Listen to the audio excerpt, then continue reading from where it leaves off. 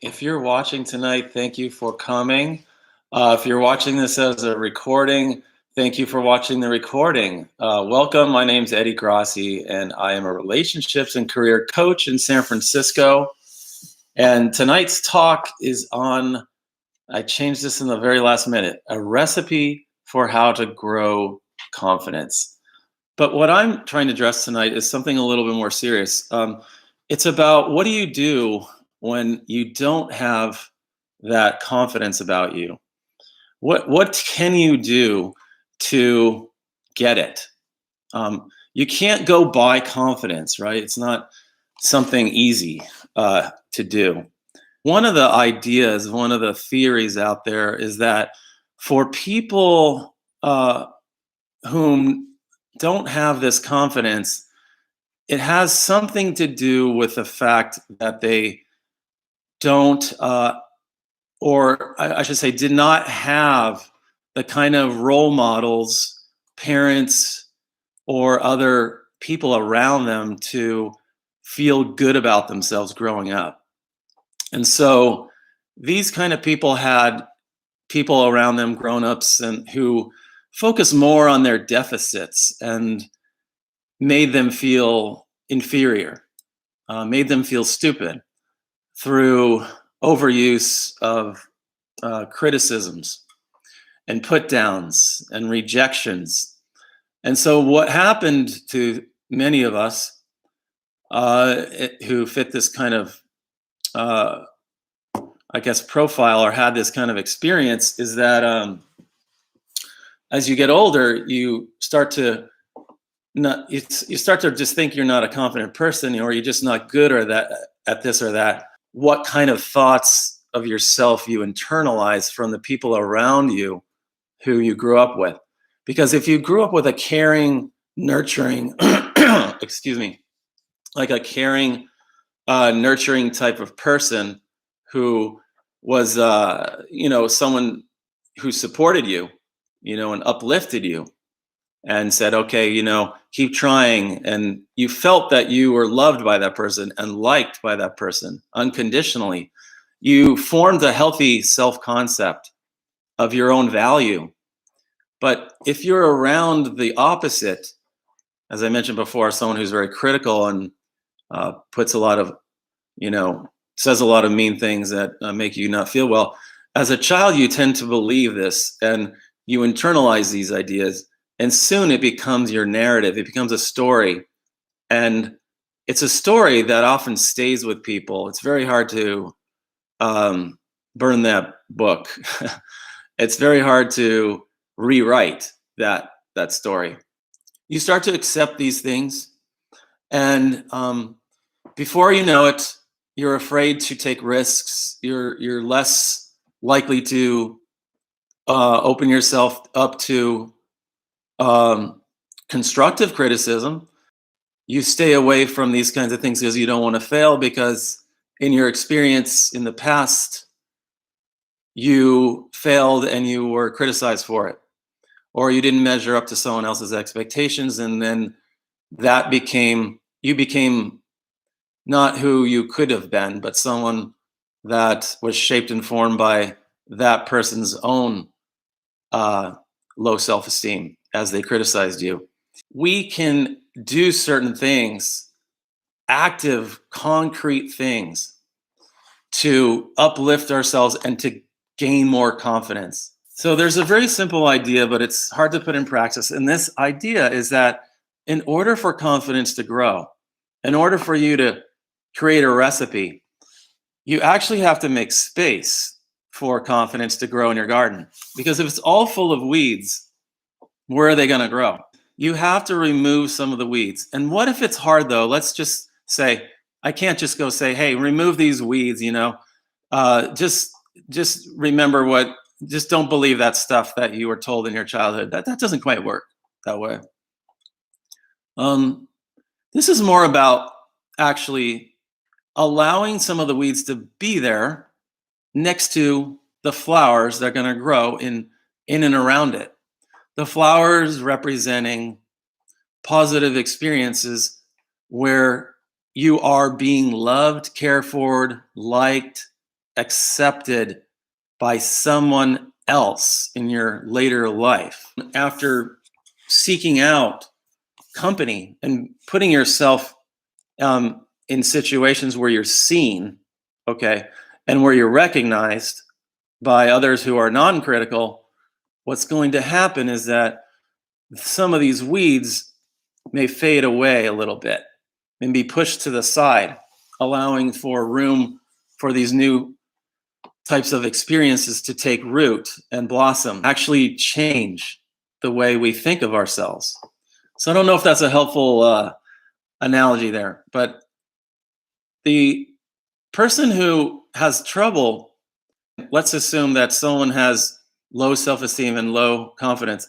And then I say, well, let's do some things to actually put you in front of people or create relationships where, you can trust people, trusting relationships. Well, again, that is not easy either, because these people tend to not be trusting of other people in the beginning. And so, because they already lack self-esteem, they don't trust other people for their early childhood experiences. So why would they just suddenly go out and start making friends with the world, right? Well, so I thought about that. And I keep trying to ask myself these questions to see where it goes. And you say, well, what if a person has a lot of trouble just making new friends, or they don't have the company they need to have people who are supportive unconditionally? That's not easy either, right? But the other thing that contributes to this is the lack of self-compassion we have, because we've listened so long to the other stories about who we are, that it just drowns out any self-compassion that we have for ourselves. To begin this process of healing and bringing confidence back into ourselves, we have to actually be in a place where we're willing to even allow this to happen in the first place. It can be very scary, but it's with self-compassion that you can free yourself of these limiting self-beliefs, these doubts that you have of yourself. So the exercise is one of self-compassion. I'm so glad I remembered that point, because at the very end, just a minute ago, I was thinking there's something more I'm forgetting here. But it's this idea that self-compassion is a gateway to so much more. What I'm going to ask you to do, those of you watching and willing, is to close your eyes. Now, I'm going to keep mine open, but I'm going to ask you to gently close your eyes. Yeah, take some breaths. Okay, and exhaling out, and then inhaling in. And just get comfortable where you are sitting. Be aware of your breath coming in and going out. All right, one more breath. Let's take one more big inhale and one exhale. Now you can keep on breathing, it's okay. So the way this works is I would like you, as you're sort of in a meditative state, comfortable and with your eyes closed, is to think of a person, either someone you know presently or another person from the past. And I want you to think of a time when you offered something to that person, when you helped that person out in any way. Try to see if you can recall a time when you did this, okay? And if it's not coming right now, that's okay. We're not going to force it, but take another breath or two. And with your eyes closed, see if you can visualize this person. And I want you to think about the care. What did you do or say? What did you do or say to that person? And how do you know you cared for them? Well, because you can remember how they reacted. Well, I should qualify that. Maybe the person receiving the care didn't really let you know, but you know that you gave them the care that they really needed at that time. Now, this doesn't have to be some huge thing either. Okay, this could be something like, hey, you see someone, you say, hey, you got a great haircut. Actually, that used to make me feel good. So I started to do it back to them. Hey, your haircut looks good. Could be that. That's kind of, but it's doing something. It's saying something. It's an outward action. Might be a lot bigger. It can be a much bigger thing that you're thinking of. Now, as you're holding that in your attention, breathing, you are allowing yourself to feel what is it like to give extreme, intentional care, love, whatever, appreciation toward another. Now you see how that feels, right? So now what I'm going to ask you to do is turn that around and see if you can direct that energy toward yourself and see if you can know what it's like to actually care for yourself.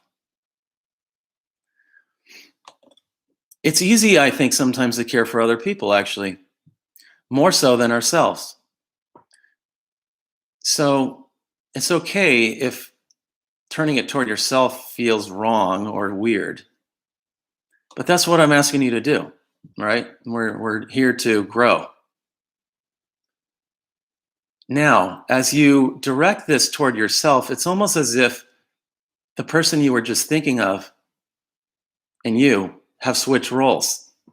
You're in their shoes now, and you know what it's like to feel that care, that special, very special attention, or whatever it is that you are directing at them. Okay? So now become familiar with that.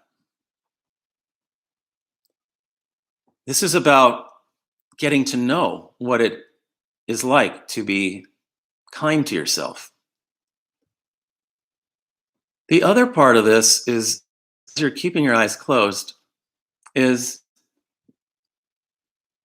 to, how should I say this? The other part of this is to see if you can think of other people out there in the present time, right now, who you know or who have some acquaintance with you, and they have done something to you that you remember as feeling good. They did something that was nice. See if you can recall someone doing that to yourself. Okay, it could be hard. This may be hard for some people. Maybe people don't have many examples at the tip of their tongue.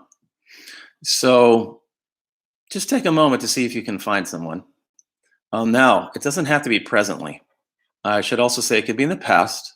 It doesn't have to be in the present. Here's the thing.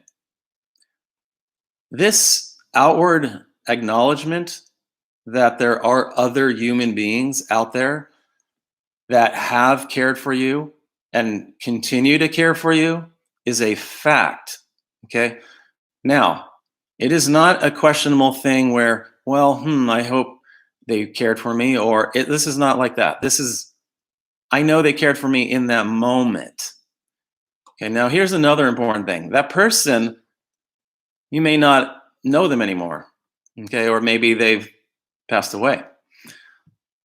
But what you remember is, even if that person was not, let's say, always there for you, you can remember at some point that they cared about you, that there was this fact, this undisputable fact that they cared for you.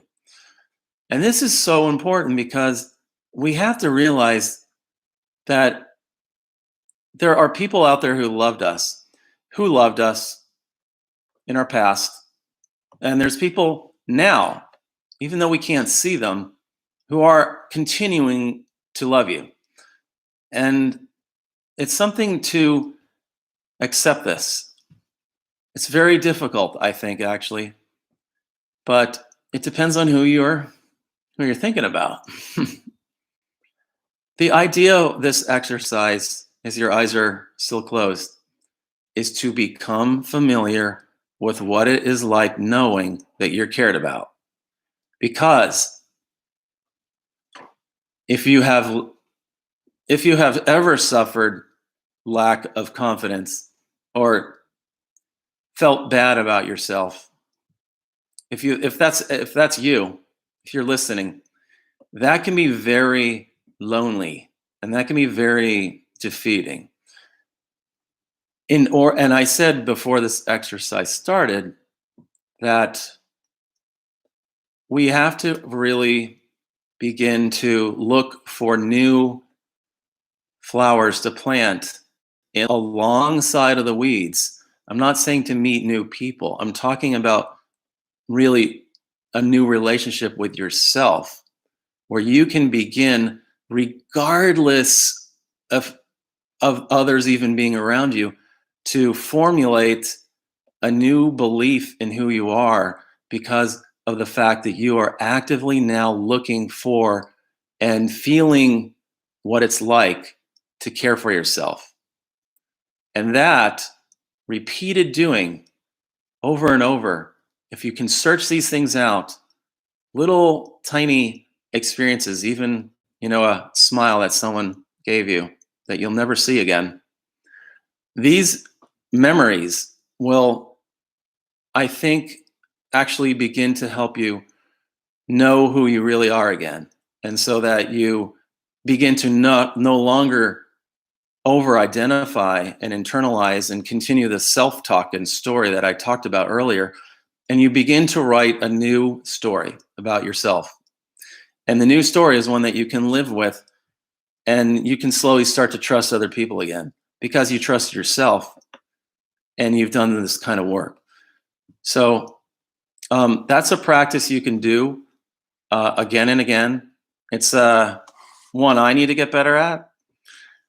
And I hope it helped you.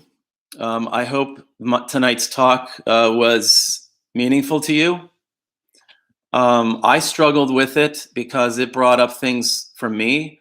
And as I thought about myself, I, of course, thought about other people and how hard it can be, even for people who think they are very self-assured and, have high self-esteem. And this still can be helpful for those types of people. So confidence may not be the recipe, may not be as complicated as we think it is. Okay, I'm going to leave you with that thought. So I hope you enjoyed tonight. Please always consider joining me. I'm looking to grow the audience. I want to get more people here. And I appreciate whenever you can share this information with someone. And it helps somebody out there, who needs it. Okay? So, my channel is Emotional Intelligence in You. And every Thursday night at 8 o'clock. Hope to see you next time. Have a good one. Good night.